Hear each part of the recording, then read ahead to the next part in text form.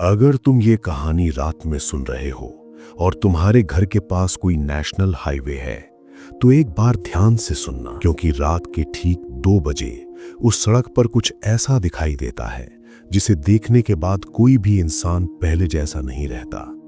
लोग कहते हैं कि वो एक बहुत सुंदर औरत होती है, सफेद साड़ी में, खुले बालों के साथ, बिल्कुल किसी फिल्म की हीरोइन जैसी। लेकिन सच ये है कि जो भी उसकी आंखों में आंखें डालकर देख लेता है, वो फिर कभी अपनी जिंदगी का अगला सवेरा नहीं देख पाता। मेरा नाम राजेश है और मैं पिछले 12 सालों से ट्रक चला रहा हूँ। दिन हो या रात, बारिश हो या सन्नाटा, हाईवे मेरे लिए घर जैसा था। मैंने अनगिनत डरावनी कहानियां सुनी थीं, भूत, चुड़ैल, आत्माएं, लेकिन मैं हमेशा हंसकर टाल देता था। मुझे लगता था कि ये सब थके हुए दिमाग की उपज है।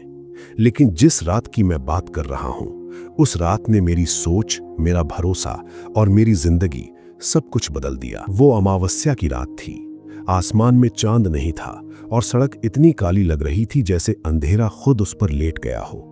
घड़ी में समय 1:47 हो रहा था। नेशनल हाईवे लगभग सुनसान था। ट्रक की हेडलाइट्स के अलावा कहीं कोई रोशनी नहीं थी। रेडियो बंद था, मोबाइल में नेटवर्क नहीं था और हवा में एक अजीब सी ठंडक थी, जबकि मौसम ठंडा नहीं था। तभी अचानक मेरी नजर सड़क के किनारे खड़ी एक आकृति पर पड़ी। पहले तो मुझे लगा कोई पेड़ की परछाई होगी, लेकिन जैसे ही ट्रक आगे बढ़ा, वो आकृति साफ दिखाई देने लगी। एक लड़की, अकेली, सफेद साड़ी में, सिर झुकाए खड़ी हुई। मैंने ब्रेक दबा दिया। इस वक्त इस जगह कोई लड़की कैसे हो सकती है? यही सवाल मेरे दिमाग में घूम रहा था। लेकिन उससे ज्यादा जो चीज मेरे दिमाग पर हावी हो गई, वो थी उसकी खूबसूरती।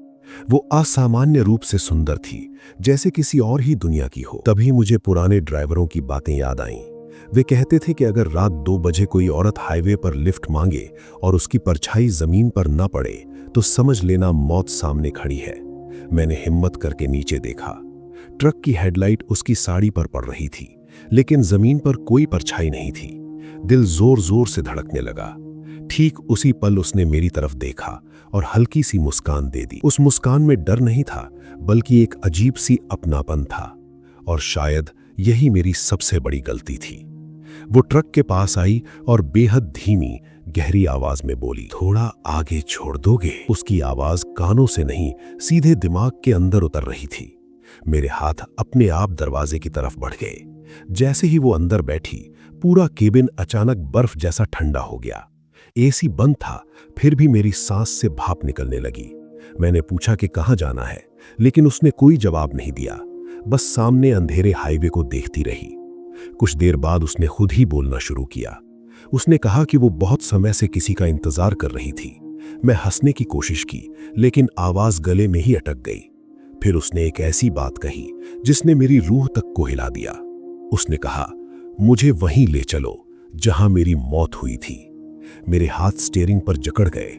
डर के मारे मैंने गाड़ी रोक दी और कहा कि वो नीचे उतर जाए, लेकिन तभी वो जोर जोर से हंसने लगी। मैंने घबराकर सामने लगे शीशे में देखा और जो देखा उसने मेरे पैरों तले जमीन खिसका दी। ड्राइवर सीट पर मैं अकेला था। बगल वाली सीट पूरी तरह खाली थी। मेरे शरीर से जैसे जान निकल गई। तभी मेरे कान के बिल्कुल पास से उसकी फुसफुसाती हुई आवाज आई, "अब देख लिया?" मेरी गर्दन सुन्न हो गई। ट्रक अपने आप आगे बढ़ने लगा। ब्रेक काम नहीं कर रहे थे। सड़क के किनारे लगे बोर्ड पर लिखा था, "सावधान, आगे शमशान घाट।" उसने मेरे कंधे पर हाथ रखा। उसकी उंगलियां बर्फ से भी ज्यादा ठंडी थीं।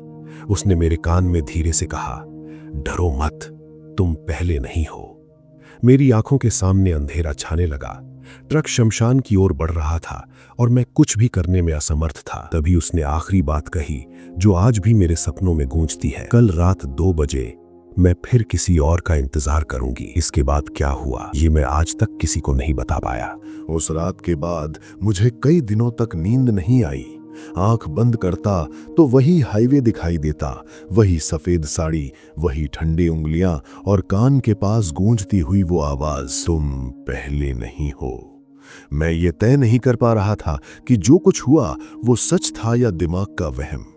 लेकिन मेरे शरीर पर पड़े नीले निशान, मेरी गर्दन पर उभरे उंगलियों के निशान और ट्रक के अंदर जमी अजीब सी ठंड, ये सब किसी सपने का हिस्सा नहीं हो सकता था। अगली सुबह जब मैं होश में आया तो खुद को हाईवे से कुछ किलोमीटर दूर एक ढाबे के पास पाया। ट्रक सड़क से उतरा हुआ था और इंजन बंद था। ढाबे के लोग मुझे घबराया हुआ देखकर पानी ले आए। जब उन्होंने मुझसे पूछा कि रात को क्या हुआ, तो मेरे मुंह से एक शब्द नहीं निकला। मैं जानता था अगर मैंने सच बताया तो या तो लोग मुझे पागल समझेंगे या फिर उस चीज का ध्यान फिर से मेरी तरफ खिंच जाएगा जिससे मैं बचकर लौटा था, अगर सच में लौटा था तो। मैंने ढाबे वाले से उस रास्ते के बारे में पूछा। जैसे ही मैंने रात 2 बजे और सफेद साड़ी वाली औरत का जिक्र किया, उसका चेहरा पीला पड़ गया। उसने चारों तरफ देखा जैसे कोई सुन न ले और धीमी आवाज में बोला कि उस रास्ते पर रात में कोई नहीं जाता। उसने बताया कि पिछले कुछ सालों में कई ट्रक ड्राइवर उस हाईवे पर लापता हो चुके हैं। न ट्रक मिला न लाश, बस सड़क के किनारे कभी कभी टायरों के निशान मिलते हैं जो सीधे शमशान की तरफ जाते हैं। उसकी बातें सुनकर मेरी रीढ़ में सिहरन दौड़ गई। मैंने हिम्मत करके पूछा कि क्या किसी ने उस औरत को देखा है? ढाबे वाला बोला कि बूढ़े लोग उसे हाईवे वाली कहते हैं, कोई उसे चुड़ैल कहता है, कोई पिशाचनी और कोई बस एक बद्दुआ दी हुई आत्मा। कहा जाता है कि वो बहुत साल पहले इसी सड़क पर मरी थी, रात के ठीक 2 बजे, उसी जगह जहां अब शमशान का रास्ता मुड़ता है। मैंने तय कर लिया कि अब कभी उस रास्ते से नहीं जाऊंगा। अगले कुछ हफ्तों तक मैंने दिन में ही गाड़ी चलाई, रात ढलते ही रुक जाता। लेकिन डर की सबसे भयानक बात यह होती है कि अगर आप उससे भागते हो तो वो और तेजी से आपका पीछा करता है। हर रात ठीक 2 बजे मेरी आंख अपने आप खुल जाती, कानों में हल्की सी फुसफुसाहट सुनाई देती। कई बार लगता कोई मेरे पास खड़ा है, कई बार कमरे में अचानक ठंड फैल जाती जैसे ट्रक के कैबिन में फैली थी। एक रात हिम्मत करके मैंने अपने मोबाइल में कैमरा ऑन करके रिकॉर्डिंग चालू कर दी। कमरे में कोई नहीं था, लेकिन रिकॉर्डिंग में एक अजीब सी परछाई दिख रही थी जो दीवार पर नहीं, हवा में तैर रही थी। उसी रात मुझे पहली बार सपने में वो फिर दिखाई दी। इस बार वो मुस्कुरा नहीं रही थी, उसकी आंखों से काला पानी बह रहा था और वो बार बार यही कह रही थी, वापस चलो जहां सब शुरू हुआ था। मैं समझ गया कि ये कहानी तब तक खत्म नहीं होगी जब तक मैं सच का सामना नहीं कर लेता। कुछ दिनों बाद मैंने फिर से उसी हाईवे की तरफ जाने का फैसला किया। दिल डर से कांप रहा था, लेकिन अंदर कहीं ये भी महसूस हो रहा था कि वो मुझे बुला रही है। जैसे जैसे रात गहराती गई, रास्ता वीरान होता गया। घड़ी ने जैसे ही 2 बजने में कुछ मिनट बाकी दिखाए, हवा अचानक ठंडी हो गई। वो जगह आते ही ट्रक का रेडियो अपने आप चालू हो गया। रेडियो पर कोई गाना नहीं, बस धीमी धीमी सिसकियों की आवाज आ रही थी। उसी पल सड़क के किनारे वो दिखाई दी, वही सफेद साड़ी, वही खुले बाल, लेकिन इस बार उसका चेहरा आधा जला हुआ था। उसकी गर्दन अजीब सी टेढ़ी थी, जैसे टूट चुकी हो। मेरे हाथ कांपने लगे, लेकिन ट्रक अपने आप रुक गया। इस बार वो चढ़ी नहीं, बस बाहर खड़ी रही और बोली कि अगर मैं सच जानना चाहता हूं तो शमशान तक जाना होगा।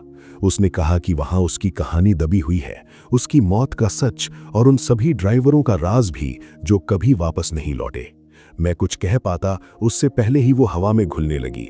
ट्रक का इंजन फिर अपने आप स्टार्ट हो गया और मैं अनजाने में उसी रास्ते पर बढ़ गया जहां कोई इंसान खुशी खुशी नहीं जाता। शमशान के पास पहुंचते ही ट्रक बंद हो गया। चारों तरफ राख, टूटी चिताएं और जले हुए पेड़ों की गंध थी। तभी मैंने देखा एक पुराना पत्थर जिस पर किसी औरत का नाम लिखा था, वही नाम जो उसने सपने में फुसफुसाया था। तभी मेरे पीछे किसी ने कदमों की आहट दी। मैंने पलट कर देखा और मेरी चीख निकलते निकलते रह गई। वो अकेली नहीं थी, मेरे सामने दर्जनों आंखें चमक रही थीं, सभी उसी की तरह, सफेद साड़ी में, बिना परछाई के। और उसी पल मेरे कान में उसकी आवाज गूंजी, अब तुम अकेले नहीं रहोगे। उसके बाद क्या हुआ वो सिर्फ वही जानता है जो आज भी उस हाईवे पर रात 2 बजे इंतजार करता है। शमशान में खड़ी उन चमकती आंखों को देखकर मेरे शरीर से जैसे जान निकल गई थी। सफेद साड़ियों में लिपटी दर्जनों आकृतियां बिना जमीन को छुए मेरे चारों तरफ खड़ी थीं। हवा में जलती चिताओं की बदबू थी, लेकिन उससे ज्यादा तेज गंध सड़ते हुए मांस की थी। मेरी टांगें जवाब दे चुकी थी। मैं चीखना चाहता था, भागना चाहता था, लेकिन शरीर मानो पत्थर बन गया था। तभी उस औरत की आवाज फिर सुनाई दी, वही मीठी, ठंडी और जानलेवा आवाज, डर मत, अब सच दिखेगा। मेरी आंखों के सामने अचानक सब कुछ घूमने लगा। शमशान की जमीन हिलने लगी, जैसे वो किसी और ही दुनिया में बदल रही हो। राख के नीचे दबे हुए कंकाल अपने आप बाहर निकलने लगे। कुछ खोपड़ियां अब भी मुस्कुरा रही थीं, जैसे वे मौत के बाद भी इस खेल का हिस्सा हों। उसी बीच वो मेरे सामने आकर खड़ी हो गई। अब उसका चेहरा पूरी तरह साफ दिखाई दे रहा था। वो सुंदरता नहीं थी, वो एक छलावा था। आधा चेहरा जला हुआ, होठों पर जमी हुई खून की परत और आंखों में ऐसा अंधेरा जैसे कोई अंतहीन गड्ढा हो। उसने अपना हाथ मेरी तरफ बढ़ाया। उसका हाथ छूते ही मेरे दिमाग में अजीब अजीब दृश्य दौड़ने लगे। मुझे दिखा कि वही हाईवे सालों पहले नया नया बना था। सड़क पर पेड़ कम थे, लेकिन उसी मोड़ पर एक ट्रक बेकाबू होकर पलटा था। उसी ट्रक में वो लड़की बैठी थी। ड्राइवर शराब के नशे में था। किसी ने ब्रेक नहीं मारा। ट्रक सीधे पलटा, आग लगी और वो लड़की जिंदा जल गई। मरते वक्त उसने जो चीख मारी थी, वही चीख आज भी रात 2 बजे हवा में गूंजती है। मुझे समझ आने लगा कि वो कोई साधारण चुड़ैल नहीं थी। वो एक अधूरी आत्मा थी, जिसे ना इंसाफ मिला ना मुक्ति। उसकी मौत के बाद उस शमशान में कई तांत्रिक आए। किसी ने उसकी आत्मा को बांधने की कोशिश की, किसी ने उसका इस्तेमाल करना चाहा। उन्हीं काले कर्मों ने उसे और भयानक बना दिया। अब वो सिर्फ बदला नहीं चाहती थी, वो साथ चाहती थी। वो अकेली नहीं रहना चाहती थी। मेरी आंखें खुली तो मैं फिर उसी शमशान में खड़ा था, लेकिन अब वहां सिर्फ वो थी। बाकी सारी आकृतियां हवा में घुल चुकी थी। उसने कहा कि जो भी रात 2 बजे उसकी गाड़ी रोकता है, वो उसके दर्द का हिस्सा बन जाता है। कुछ मर जाते हैं, कुछ उसके जैसे बन जाते हैं। मैं ये सुनकर पीछे हटने लगा, लेकिन मेरे पैर जमीन में धंसते जा रहे थे। राख अब मिट्टी बन चुकी थी और वो मिट्टी मुझे निगल रही थी। अचानक दूर से कुत्तों के रोने की आवाज आई। उसी पल कहीं से मंदिर की घंटी बजी। वो आवाज सुनते ही वो औरत पीछे हट गई। उसकी आंखों में पहली बार डर दिखाई दिया। उसने गुस्से में चिल्लाकर कहा कि अभी मेरा समय नहीं आया है। एक तेज झोंका आया और मैं बेहोश हो गया। जब होश आया तो सुबह हो चुकी थी। मैं शमशान के बाहर पड़ा था। शरीर पर खरोंचें थीं, जैसे किसी ने मुझे घसीटा हो। ट्रक थोड़ी दूरी पर खड़ा था। मैंने राहत की सांस ली और वहां से भागना चाहा, लेकिन जैसे ही मैंने ट्रक स्टार्ट किया, सामने शीशे पर उंगलियों के निशान उभर आए।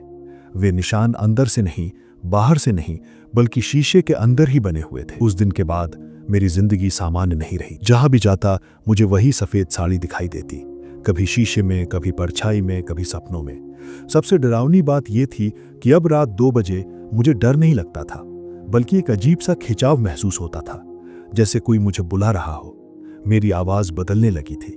कई बार मैं खुद को शीशे में पहचान नहीं पाता था। एक रात मैंने गौर किया कि मेरी परछाई अब जमीन पर नहीं पड़ रही थी। दिल जोर से धड़कने लगा। मुझे एहसास होने लगा कि वो सिर्फ मेरे पीछे नहीं है, वो मेरे अंदर आ रही है। उसी रात ट्रक चलाते वक्त मेरे मुंह से अपने आप वही शब्द निकल गए जो उसने पहली बार कहे थे, थोड़ा आगे छोड़ दोगे? मैंने घबराकर गाड़ी रोकी। सामने सड़क के किनारे एक नौजवान लड़का खड़ा था, बैग लिए हुए, लिफ्ट मांग रहा था। उसके चेहरे पर वही भरोसा था जो कभी मेरे चेहरे पर था। मेरे दिमाग में आवाज गूंजी, अब तुम्हारी बारी है। मैंने अपने हाथ देखे, वो अब पहले जैसे नहीं थे। उंगलियां ठंडी थीं, नसें काली पड़ चुकी थीं। लड़का ट्रक के पास आया। मैंने उसकी तरफ देखा और पहली बार मुझे एहसास हुआ कि मेरी आंखें भी पूरी तरह काली हो चुकी हैं। और उसी पल घड़ी ने रात के ठीक 2 बजाए। रात के ठीक 2 बजे जब घड़ी ने आखिरी टिक की आवाज की, तब मुझे पहली बार एहसास हुआ कि अब मैं वही इंसान नहीं रहा जो कभी इस हाईवे पर डरते हुए गाड़ी चलाया करता था। उस लड़के की आंखों में झलकता भरोसा मुझे साफ दिखाई दे रहा था और उसी भरोसे में मुझे अपना पुराना चेहरा दिख रहा था। मेरे मुंह से निकली आवाज मेरी नहीं थी, उसमें वही ठंडक थी, वही खिंचाव, वही जहर जो कभी उस सफेद साड़ी वाली औरत की आवाज में था। मैं बोल रहा था, लेकिन शब्द मेरे नहीं थे। ट्रक की केबिन में अचानक वही जमी हुई ठंड फैल गई जिससे मेरी कहानी शुरू हुई थी। लड़का जैसे ही ट्रक में बैठा, मुझे लगा किसी ने मेरे सीने के अंदर हाथ डाल दिया हो। सांस लेना मुश्किल होने लगा। मेरी आंखों के सामने धुंध छाने लगी और उसी धुंध में मुझे कई चेहरे दिखाई देने लगे, अलग अलग उम्र के, अलग अलग कपड़ों में, लेकिन सबकी आंखों में एक ही सवाल, क्या अब हमारी बारी खत्म हो गई? मुझे समझ में आने लगा कि ये सिर्फ एक आत्मा की कहानी नहीं थी, ये एक ऐसा चक्र था जो सालों से इस हाईवे पर चलता आ रहा था। मैंने गाड़ी आगे बढ़ाई, लेकिन अंदर कहीं मैं चीख रहा था। मैं उस लड़के को बचाना चाहता था, उसे कहना चाहता था कि उतर जाओ, भाग जाओ, लेकिन मेरी जुबान पर जैसे किसी और का कब्जा था। तभी मेरे कान में वही जानी पहचानी फुसफुसाहट गूंजी, अब तुम अकेले नहीं हो, अब तुम मेरे जैसे हो। मुझे एहसास हुआ कि वो औरत पूरी तरह गई नहीं थी, वो मेरे अंदर जिंदा थी, मेरी सांसों में, मेरी नसों में। रास्ते में मुझे एक पुराना मंदिर दिखाई दिया जो पहले कभी मेरी नजर में नहीं आया था। ट्रक अपने आप वहीं रुक गया। मंदिर की घंटी बिना हवा के बज रही थी। उस आवाज ने मेरे अंदर कुछ तोड़ दिया। मैं लड़खड़ाते हुए नीचे उतरा। लड़का डर के मारे वहीं बैठा रहा। मंदिर के अंदर एक बूढ़ा साधु बैठा था। उसकी आंखें बंद थीं, लेकिन जैसे ही मैं अंदर गया, उसने बिना देखे कहा, बहुत देर हो चुकी है, लेकिन सब कुछ खत्म नहीं हुआ। उसने मुझे बताया कि ये हाईवे कभी शापित नहीं था, इसे शापित बनाया गया। सालों पहले उस औरत की मौत के बाद कुछ तांत्रिकों ने उसकी आत्मा को बांधने की कोशिश की थी ताकि वे अपनी साधनाओं में उसका इस्तेमाल कर सकें। लेकिन आधी साधना, अधूरा मंत्र और लालच ने एक ऐसा रास्ता खोल दिया जिससे एक आत्मा कई आत्माओं को निगलने लगी। हर कुछ सालों में एक नया वाहक चुना जाता है ताकि ये श्राप चलता रहे। साधु की आंखें खुली और उसने सीधे मेरी तरफ देखा। उसने कहा, अब वही तुम्हारा रास्ता है। मेरे हाथ कांपने लगे। मैंने पूछा कि क्या इसका कोई अंत है? साधु ने कहा कि अंत है, लेकिन उसकी कीमत बहुत भारी है। जिस आत्मा ने यह चक्र शुरू किया था, उसे शमशान में पूरी तरह मुक्त करना होगा, और जो उसका वाहक बन चुका है, उसे भी अपना हिस्सा देना होगा। मैंने समझ लिया कि यह लड़ाई बाहर की नहीं, अंदर की है। साधु ने मेरे माथे पर राख का टीका लगाया और कहा कि जब वो आवाज फिर से तुम्हें बुलाए, तब भागना मत, सामना करना। मैं वापस ट्रक में लौटा। लड़का अब भी वहां बैठा था, लेकिन उसकी आंखें अजीब तरह से स्थिर थीं, जैसे वो किसी और दुनिया में हो। जैसे ही मैंने इंजन स्टार्ट किया, मुझे लगा कि पीछे की सीट पर कोई बैठ गया है। शीशे में देखने की हिम्मत नहीं हुई। हवा फिर से ठंडी होने लगी। हाईवे वही था, लेकिन अब हर पेड़, हर मोड़ मुझे देख रहा था। रात गहरी होती जा रही थी और समय फिर से उसी बिंदु की तरफ बढ़ रहा था। शमशान के पास पहुंचते ही वही दृश्य दोहराया गया। जलती चिताओं की गंध, राख से भरी हवा और अंधेरे में चमकती आंखें। इस बार वे मुझे नहीं घूर रही थीं, वे इंतजार कर रही थीं। वो औरत सामने आई, लेकिन अब उसका रूप बदला हुआ था। उसकी सुंदरता पूरी तरह गायब थी। वो डरावनी नहीं, बल्कि बेहद थकी हुई लग रही थी। उसकी आवाज में गुस्सा नहीं, दर्द था। उसने कहा कि अगर ये चक्र टूटेगा तो सबको कीमत चुकानी पड़ेगी। मेरे अंदर दो आवाजें टकरा रही थीं। एक कह रही थी कि बस सब खत्म कर दो, खुद को सौंप दो। दूसरी कह रही थी कि अगर मैं झुक गया तो ये सिलसिला कभी खत्म नहीं होगा।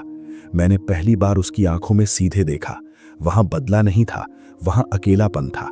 उसी पल पीछे से लड़के की चीख सुनाई दी। वो जमीन पर गिर चुका था और उसकी परछाई धीरे धीरे गायब हो रही थी। मैं समझ गया कि समय बहुत कम है। जैसे ही मैंने एक कदम आगे बढ़ाया, जमीन हिलने लगी, हवा में चीखें गूंजने लगी। वो औरत चिल्लाई कि अगर मैंने आगे बढ़ाया तो मैं कभी वापस नहीं लौट पाऊंगा। मेरी सांसें तेज हो गईं, माथे पर पसीना नहीं, खून टपकने लगा। साधु के शब्द याद आए, सामना करना। मैंने आंखें बंद की और आगे बढ़ गया। उसके बाद क्या हुआ, वो सिर्फ इसी बात पर निर्भर करता है कि कोई इंसान डर से ज्यादा सच को चुनता है या नहीं। और ठीक उसी पल हाईवे पर किसी और ने रात 2 बजे अपनी गाड़ी रोकी। नेशनल हाईवे की वो रात, जब मैंने आंखें बंद करके आगे कदम बढ़ाया तो मुझे पता था कि अब लौटने का रास्ता नहीं है। शमशान की जमीन कांप रही थी, जैसे किसी ने सदियों से दबी हुई आत्माओं को जगा दिया हो।